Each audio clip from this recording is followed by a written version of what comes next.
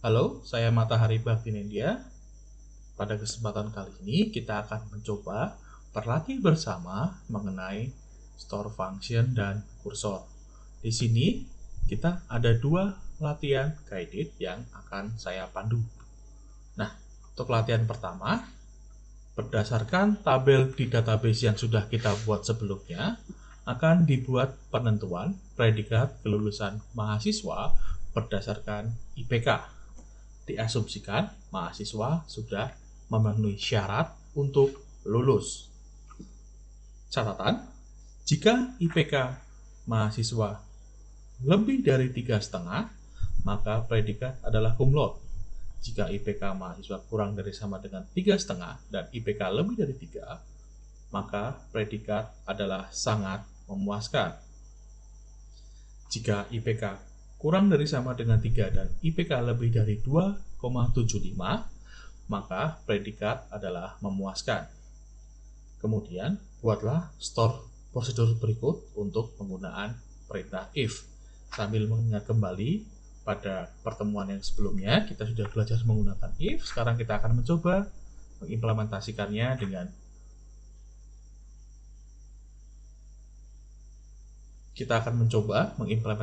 pada pertemuan kita kali ini. Nah, di sini ada panggil prosedur tersebut dengan menggunakan sintak call get predikat mahasiswa name 72190147 predikatnya, select predikatnya.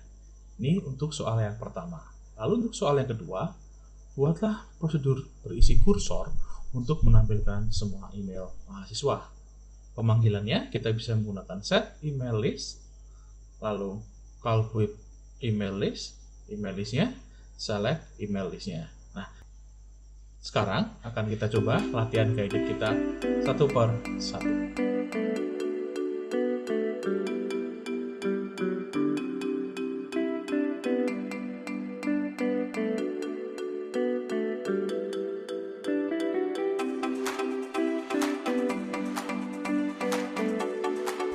Oke, untuk latihan kita yang pertama, di sini kita akan mencoba membuat predikat kelulusan. Predikat kelulusan ini kita bisa menggunakan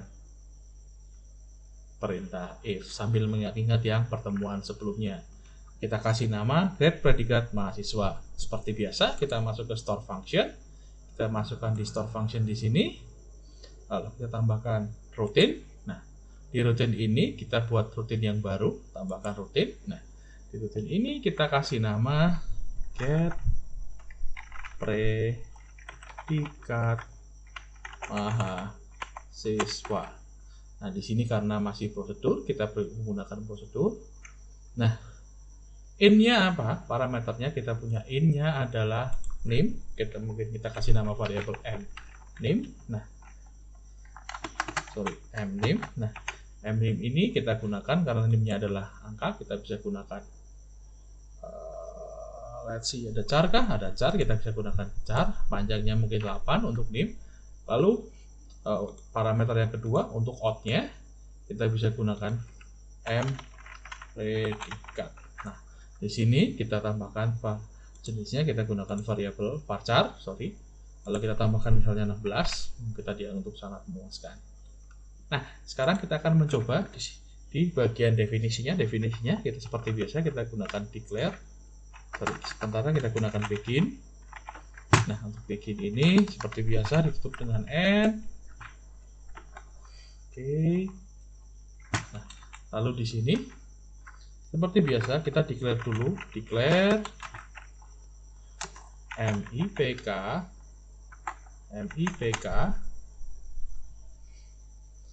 float, karena kita lihat data IPK-nya tidak bilangan bulat. Kalau kita panggil select IPK into mipk seperti ini from tabel mahasiswa di mana where name like name seperti ini. Nah, di sini kita bisa gunakan membuat untuk predikat. Ya, if MIPK dari sama dengan lebih dari 3,5, then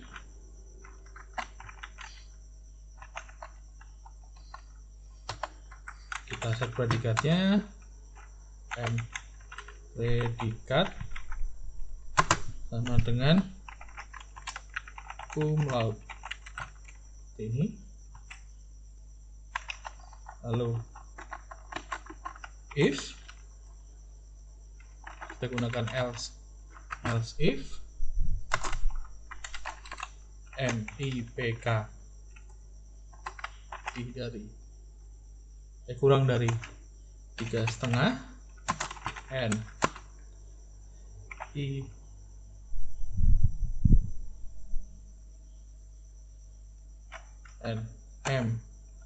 MIPK lebih dari sama dengan 3, then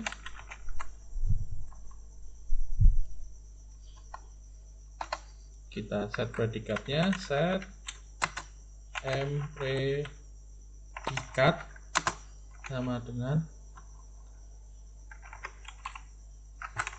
sangat memuaskan. Selanjutnya kita bisa gunakan else if. Nah, kita gunakan satu kondisi lagi, MIPK kurang dari 3 and MIPK lebih dari 2,75. Kemudian kita gunakan then, kita set M predikat sama dengan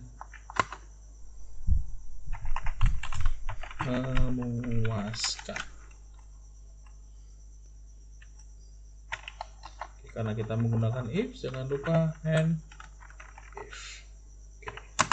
Seperti ini. Nah, kita punya seperti ini, declare. Kita naikkan lagi supaya terlihat. Nah, sudah terlihat lengkap. Nah, seperti ini. Kalau sudah, kita bisa kirim atau go.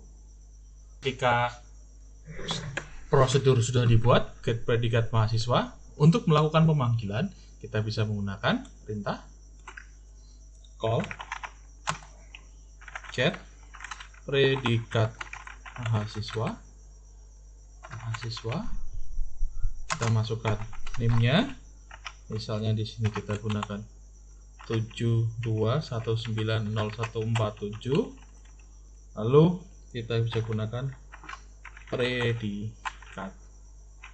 Ya, ini seperti biasa kita gunakan select add predikat. Seperti ini. Nah, kita gunakan, kita jalankan. Untuk name 721947, predikatnya adalah cum laude. Oke, untuk melakukan pemanggilan yang lain, kita bisa gunakan masukkan ke eksekusi di bagian sini. Lalu kita masukkan name-nya, tadi kita gunakan 71947, kita kirim, maka dia akan keluar cum laude. Nah, seperti itu. Nah, di sini kita bisa menggunakan untuk memanggil store prosedurnya. Selanjutnya kita akan masuk ke soal yang kedua. Nah, sekarang kita akan membuat store prosedur yang berisi kursor untuk menampilkan semua email mahasiswa. Nah, seperti biasa kita masuk ke, kita buat satu store prosedur, kita buat satu function, kita tambahkan rutin. Nah, karena di sini kita akan karena kita akan menampilkan kursor, nah kita akan membuat, nah seperti biasa kita masuk ke menu rutin. Nah, karena di sini kita akan menampilkan kursor, maka kita bisa membuat satu rutin baru. Kita tambahkan, kita gunakan nama rutinnya, misalnya kita gunakan build email list. Nah, di bagian build email list ini kita punya jumlahnya tetap kita gunakan prosedur. Sementara untuk parameternya kita gunakan yang in out. In out, ingat. Lalu di sini kita bisa tambahkan email list. Di bagian email list ini kita gunakan, karena emailnya banyak, mungkin kita bisa gunakan varchar 4000 misalnya, seperti itu. Nah, di bagian ini lalu kita tambahkan di bagian definisinya. Di bagian definisinya kita mulai seperti biasa dengan begin dan kita akhiri dengan end. Oke. Lalu di sini kita tambahkan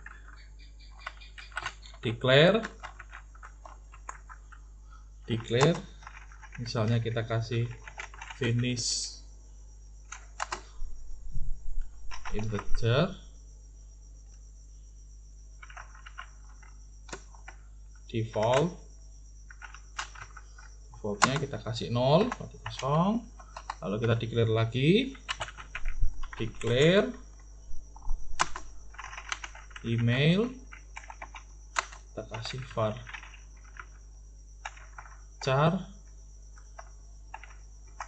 100. Nah, defaultnya kita kasih kosong. Ini. Nah, lalu di sini kita tambahkan, kita declare untuk kursornya, kursor email.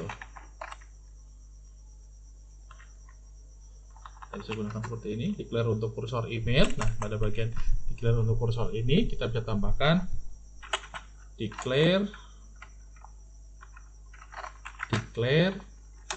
email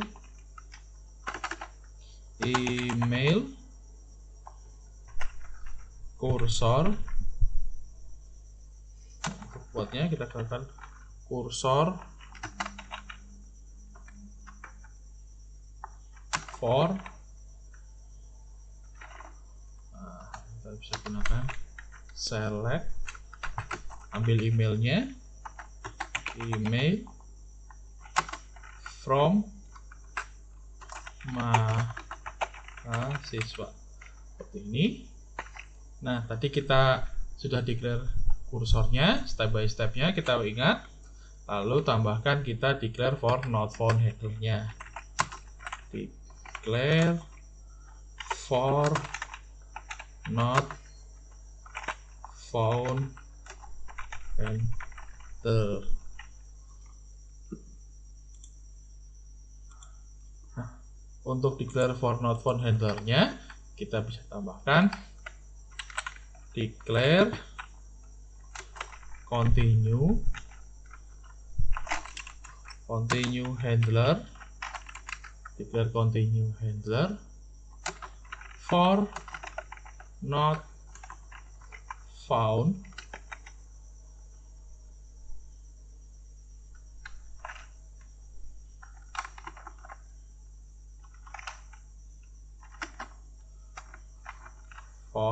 for not found set finish sama dengan 1. Nah, seperti ini. Nah, ketika kita declare untuk not found-nya, lalu kita open email kursornya, open email kursornya.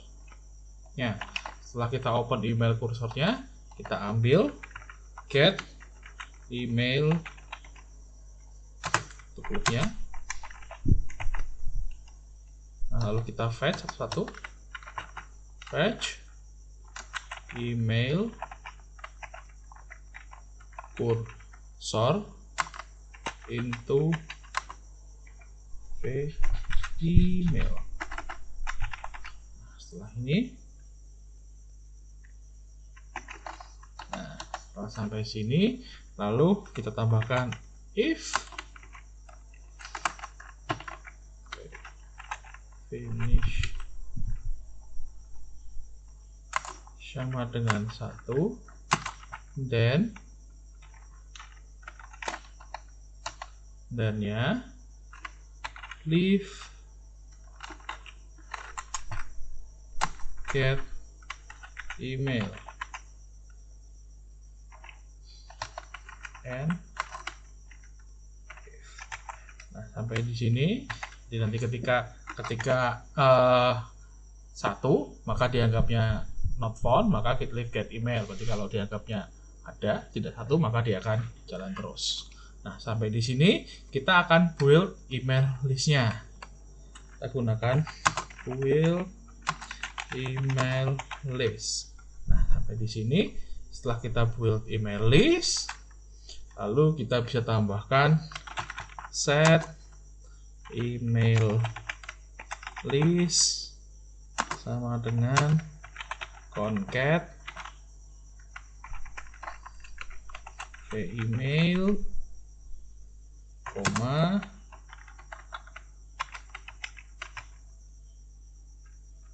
email listnya. Jangan lupa semikolonnya. Nah, setelah itu kita bisa akhiri loopnya, and loop get email. Nah, setelah end loop get emailnya, kita close email kursornya.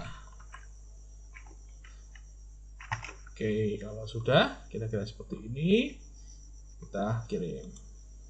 Oke, berhasil. Ini akan saya coba tampilkan secara lengkapnya. Kita ubah dulu. Tadi mana email list, kita ubah dulu di bagian begini akan saya tampilkan. Oke. Nah, ini untuk bagian secara lengkap, ini bisa diperhatikan. Kita punya declare-nya, lalu declare cursor emailnya, declare not found handler-nya, open email, get email, fetch. Ketika ketemu maka dia akan ketuk found, lalu build email listnya, and loop-nya, close email kursornya, dan kita akhiri. Nah, kira-kira seperti ini. Oke, kalau sudah, kita akan mencoba memanggilnya. Nah, untuk memanggil email listnya, kita bisa gunakan set email list, call build email list, dan select email list. Caranya seperti ini, seperti biasa. Nah, untuk memanggilnya kita bisa gunakan seperti ini, set add email list. Lalu kita bisa gunakan call build email list.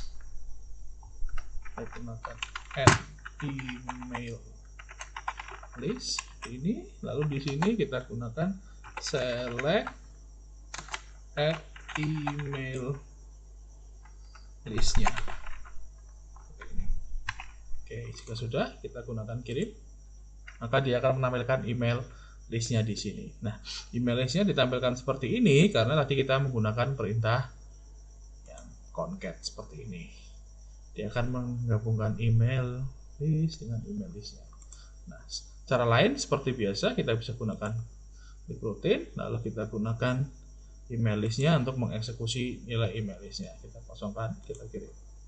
Nah, ini maka akan muncul email listnya dari data yang sudah kita punya. Ini dia diseparatorkan menggunakan tanda titik 2. Kalau kita mau mengubah email listnya, kita bisa ubah di bagian ini. Kita bisa gunakan misalnya tanda separator yang lain. Misalnya kita gunakan tanda seperti ini. Nah, kita kirim, kita eksekusi. Maka dia akan menampilkan email list yang tertampak di layar seperti ini. Ya.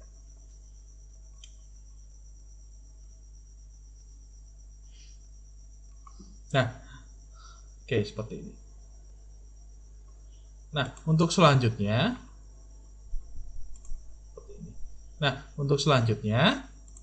kita akan masuk ke dalam latihan guided. Nah, untuk latihan guidednya, kita lihat tabel yang seperti ini. Kita punya tabel TF IDF yang berisi field ID token, ID dokumen, token asli, token stem, TF, IDF, TF, IDF, TF, IDF, label seperti berikut. Nah, ini tabelnya di sini. Seperti ini, kita punya tabelnya ini. Seperti ini. Lalu di tabel TF, IDF ini, kita perhatikan data-datanya. Lalu yang kedua, buatlah sebuah store prosedur hitung DF untuk menghitung DF dokumen frekuensi yang tidak mengembalikan nilai. Keterangannya, TF sama dengan term frekuensi diisi dengan jumlah token dalam satu dokumen yang sama. DF dokumen frekuensi diisi dengan jumlah dokumen yang mengandung token tersebut. Nah, caranya seperti ini. Kita sudah buat hitung DF-nya. Lalu yang terakhir, yang ketiga, buatlah store prosedur hitung IDF dan TF IDF in n bertipe integer untuk menghitung IDF inverse dokumen frekuensi dan TF IDF term frekuensi inverse dokumen frekuensi. Keterangan n jumlah dokumen dalam hal ini adalah 6. IDF inverse dokumen frekuensi dari rumus log 10 dalam kurung n per df, di mana n adalah jumlah seluruh dokumen. TF IDF term frekuensi inverse dokumen frekuensi, hitungnya dari TF kali IDF. Dalam store prosedur A, dalam store prosedur lakukan update tabel token dengan memasukkan hasil IDF TF IDF. Lalu yang B, kemudian outputkan hasil select seluruh data di tabel token layar menggunakan query select di akhir store prosedur. Nah, misalnya kita coba yang hitung TF IDF, ketika kita eksekusi, kita akan masukkan dengan nilainya 6. Nah, dia akan menghasilkan eksekusi rutin dari hitung TF dan IDF-nya. Nah, kira-kira seperti itu untuk latihan kita yang kedua ini.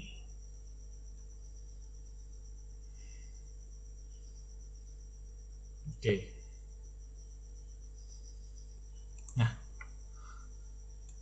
Nah, seperti itu, seperti ini untuk latihan kita yang kedua. Oke, sekian materi kita kali ini. Jika ada pertanyaan, silakan gunakan forum yang sudah disediakan, atau bisa bertanya melalui kolom komentar yang ada di bawah ini. Kita akan ketemu lagi di materi berikutnya. Sekian, terima kasih.